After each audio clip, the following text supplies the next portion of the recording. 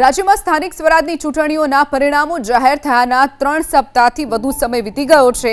પહેલા પાલિકા, બાદમાં જિલ્લા અને તાલુકા પંચાયતોમાં હોદ્દેદારોની નિમણૂકની પ્રક્રિયા હાથ ધરાયા બાદ હવે આવતીકાલથી મહાનગરપાલિકાઓમાં મેયર, ડેપ્યુટી મેયર અને વિવિધ સમિતિઓના ચેરમેનની નિયુક્તિ ગતિવિધિઓ તેજ થઈ ગઈ છે। સૂત્રોનું માનીએ તો કેટલાક કોર્પોરેટરોને 25મીએ એટલે કે કાલે સોમવારના ફોર્મ ભરવા માટે ટેલિફોનિક સૂચનાઓ આપી દેવામાં આવી છે।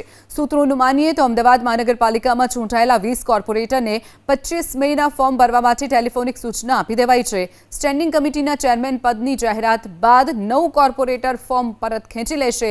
સોમવારે સવારે 9 વાગ્યાથી ફોર્મ ભરવા માટે સૂચના આપી દેવામાં આવી છે। તો મહાનગરપાલિકામાં પણ હવે અન્ય હોદ્દાઓની નિમણૂક માટેના ફોન તમામ કોર્પોરેટરોને આવવા લાગ્યા છે।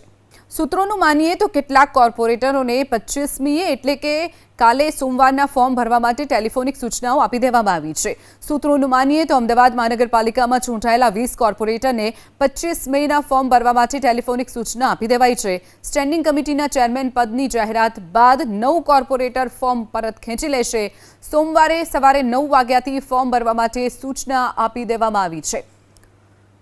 તો મહાનગરપાલિકામાં પણ હવે અન્ય હોદ્દાઓની નિમણૂક માટેના ફોન તમામ કોર્પોરેટરોને આવવા લાગ્યા છે।